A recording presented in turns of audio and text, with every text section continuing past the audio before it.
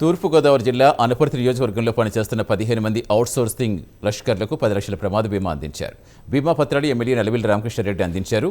తూర్పు డెల్టా పరిధిలో పనిచేస్తున్న 100 మంది అవుట్సోర్సింగ్ లష్కర్లకు లబ్ధి చేకూరనుంది.